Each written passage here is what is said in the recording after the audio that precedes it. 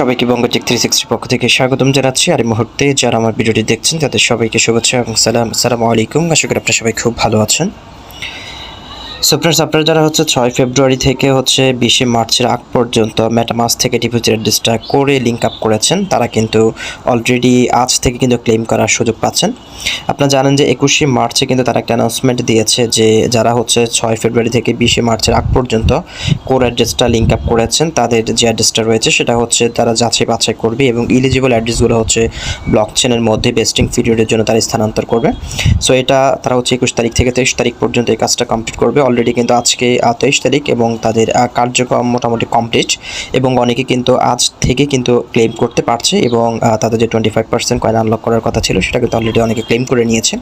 So যারা এই সময়টার মধ্যে কোর অ্যাড্রেসটা লিঙ্ক আপ করেছেন, তারা আপনার ওয়ালেটটা চেক করবেন। যদি আপনার মেটামাস্ক সাতোশি অ্যাপের মধ্যে ওয়ালেটে যদি আপনার কোড টোকেনটা যদি ফ্রোজেনে চলে যায়, আমি যদি আপনাকে স্ক্রিনশট দেখাই তাহলে আপনারা বুঝতে পারবেন।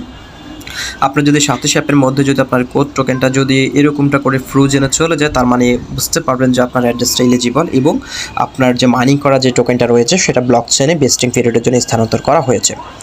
সো এখন হয়তো আপনারা প্রশ্ন করতে পারেন, আমি যদি আমার কোড টোকেনটা যদি ফ্রোজেন হয়ে যায় বাট গ্যাস ফিটা যদি না দেয়, তাহলে আমি কীভাবে ক্লেম করব?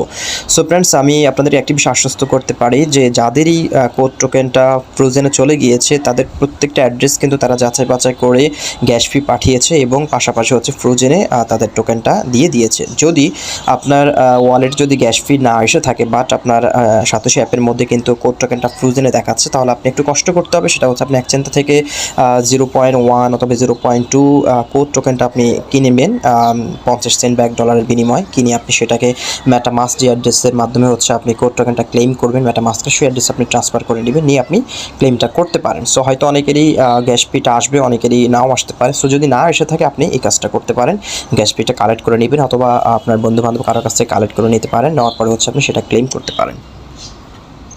সো ফ্রেন্ডস, এখন হয়তো আপনার প্রশ্ন হতে পারে, আমি তো গ্যাস ফি পেয়েছি এবং আমার কোড টোকেনটা ফ্রোজেনে চলে গিয়েছে, আমি এখন কিভাবে ক্লেম করব, কোন অ্যাড্রেসের মাধ্যমে আমি কোড টোকেনটা ক্লেম করব? সো ফ্রেন্ডস, আমি কিন্তু অলরেডি কিভাবে কোড টোকেনটা ক্লেম করবেন ব্লকচেন থেকে 25% সেটা নিয়ে কিন্তু অলরেডি ভিডিও দিয়েছি।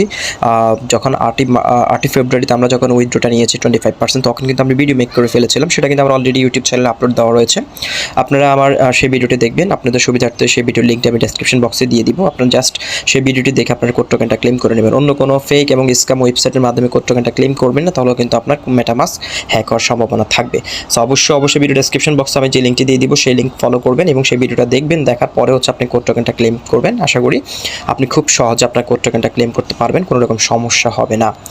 সো অনেকে হয়তো বলতে পারবেন যে আমি যদি কোড টোকেনটা এখন ক্লেম না করি, যদি পরে ক্লেম করি, কোনো রকম সমস্যা হবে কিনা? সো ফ্রেন্ডস, আপনাদের সুবিধার্থে আপনাদের জ্ঞাতার্থে একটা কথা বলে রাখি, সেটা আপনি যদি কোড টোকেনটা যেহেতু আজ থেকে অ্যাভেলেবল করে দিয়েছে আপনাকে ক্লেম করার জন্য, আপনি যদি এখন ক্লেম না করে যদি 1 সপ্তাহ পরে ক্লেম করেন, তার মানে আপনি 1 সপ্তাহ পরে যদি আপনি আজকে 23 তারিখ যদি আজকে ক্লেম না করেন, যদি 1 সপ্তাহ পরে ক্লেম করে আপনি 25%, তার মানে আপনার পরবর্তী যে 75% যে প্রত্যেক মাসে যে আনলক করার যে শিডিউলটা রয়েছে সেটাও কিন্তু 1 সপ্তাহ পিছিয়ে যাবে। সো আজকে যারা ক্লেম করবে তারা আজ থেকে 1 মাস পরেই কিন্তু তাদের প্রথম যে 75% আনলকের যে প্রথম মাসের যে উইথড্রটা সেটা তারা আজ থেকে 1 মাস পরে পাবে। আর যারা 1 সপ্তাহ পরে ক্লেম করবে তারা তাদের উইথড্রটাও কিন্তু ওই দিন থেকে কাউন্ট করে কিন্তু পরবর্তী 1 মাস পরেই কিন্তু তাদের ফার্স্ট উইথড্রটা দিবে 75%-এর যে 2 বছর আনলক করার যে কথাটা ছিল সেটা। সো এটা আপনার ইচ্ছা, আপনি চাইলেও কিন্তু এখন উইথড্রটা করতে পারেন, চাইলে পরে উইথড্রটা করতে পারেন, সেটা আপনার ইচ্ছা, অ্যাজ ইউ উইশ, কোনো রকম সমস্যা হবে না। বাট আপনার কিন্তু পরবর্তী উইথড্রগুলো কিন্তু ডেটটা কিন্তু পিছিয়ে যাবে যদি আপনি দেরিতে উইথড্র করেন।